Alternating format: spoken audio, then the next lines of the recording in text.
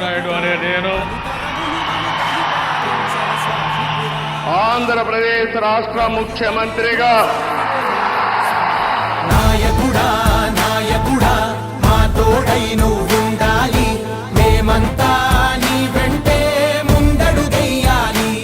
చంద్రబాబు నాయుడు ఉమ్మడి రాష్ట్రంలో ఒక హైటెక్ సీఎం, ఒక సీఈఓ. ఇది ఆయన బ్రాండ్. ఇప్పుడు ఆంధ్రప్రదేశ్ పునర్నిర్మాణ నాయకునిగా అన్నింటా తానై ముందుకు సాగుతున్నారు.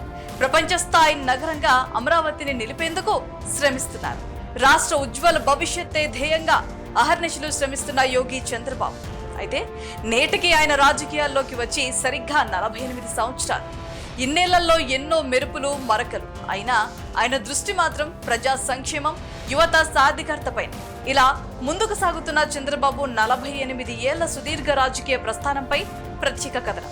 నాయకుడా నాయకుడా మా తోడై నువ్వుండాలి, మేమంతా నీ వెంటే ముందడుగెయ్యాలి. శ్రీ వెంకటేశ్వర విశ్వవిద్యాలయం విద్యార్థిగా రాజకీయాల్లోకి ప్రవేశించిన చంద్రబాబు ఆ తర్వాత పూర్తి స్థాయి రాజకీయాల్లోకి వచ్చారు. 1978 ఫిబ్రవరి 25న రాజకీయ అరంగేట్రం చేశారు. నాటి నుంచి నేటి వరకు తిరుగులేని నేతగా ఎదిగారు. 1978లో తొలిసారిగా చంద్రగిరి నియోజకవర్గం నుంచి ఎమ్మెల్యేగా గెలుపొందారు. తొలిసారి ఎమ్మెల్యేగా ఎన్నిక అయ్యే సమయంలో ఆయనకు ఎలాంటి రాజకీయ నేపథ్యం లేదు. మొదటిసారి ఎమ్మెల్యే అవడంతోనే నాటి సీఎం అంజయ్య మంత్రివర్గంలో తొలిసారి మంత్రి పదవి దక్కడం చంద్రబాబు పనితీరుకు నిదర్శనమని రాజకీయ పరిశీలకులు చెప్తారు. తొలిసారి ఎమ్మెల్యేగా ఎన్నికైనప్పుడు చంద్రబాబు వయస్సు కేవలం 28 సంవత్సరాలు కావడం గమనార్హం. అప్పట్లో ఆయనే చిన్న వయసులో ఎమ్మెల్యేగా గెలిచారు. ఇక టీడీపీ స్థాపించిన తర్వాత చంద్రబాబు యాక్టివ్ పాలిటిక్స్ లో కీలకంగా మారారు. 1984లో అంతర్గత సంక్షోభంలో ఎన్టీఆర్ పదవిని కోల్పోయినప్పుడు చంద్రబాబు కీలకంగా వ్యవహరించారు. తిరిగి ఎన్టీఆర్ సీఎం అయ్యేలా మద్దతు కూడగట్టిన బాబు ఆనాడే తన శక్తి యుక్తులను ప్రదర్శించారు. ఇక చంద్రగిరి నుంచి కుప్పం నియోజకవర్గంకు మారిన చంద్రబాబు నేటికి కూడా అక్కడి నుంచే పోటీ చేస్తూ గెలవడం అక్కడి ప్రజలు ఆయనపై పెట్టుకున్న నమ్మకాన్ని సూచిస్తోంది. ఇక 1995లో ఉమ్మడి ఆంధ్రప్రదేశ్కు ముఖ్యమంత్రిగా చంద్రబాబు నాయుడు బాధ్యతలు చేపట్టారు.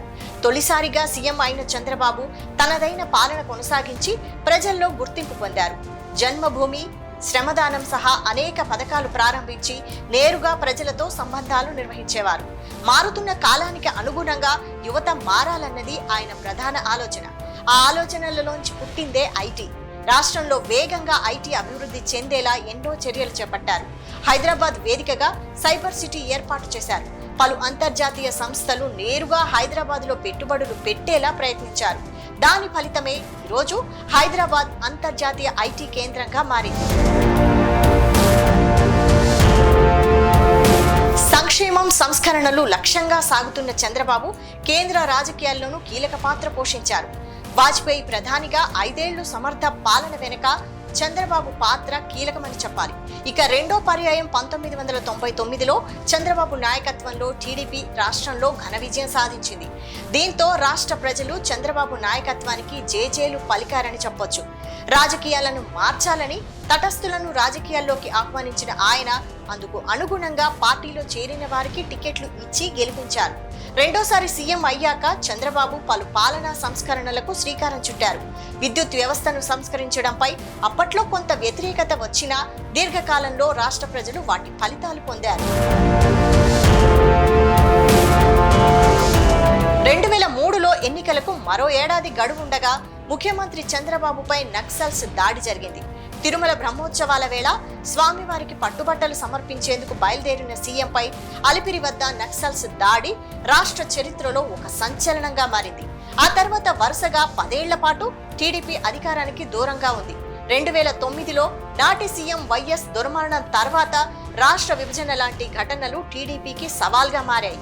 ఆ తర్వాత తెలంగాణ ఏర్పాటు, హైదరాబాద్ తెలంగాణ రాజధానిగా మారడంతో ఆంధ్రప్రదేశ్ పరిస్థితి అగమ్య గోచరమైంది.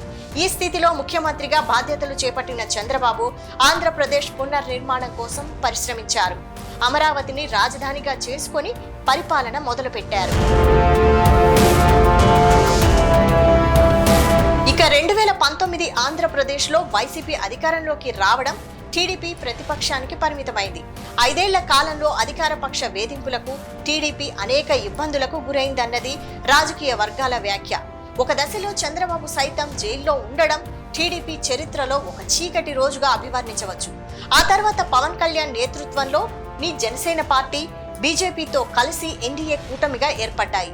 2024 ఎన్నికల్లో ఘన విజయం సాధించాయి. రాష్ట్రంలో కూటమి సర్కార్ అధికారంలోకి వచ్చాక ఆగిన అమరావతి పనులు వేగమందుకున్నాయి. రాష్ట్రంలో సుపరిపాలన దిశకు మార్గం సుగమమైంది. రాజకీయాల్లోకి చదువుకున్న యువత రావాలన్నది చంద్రబాబు ఆకాంక్ష.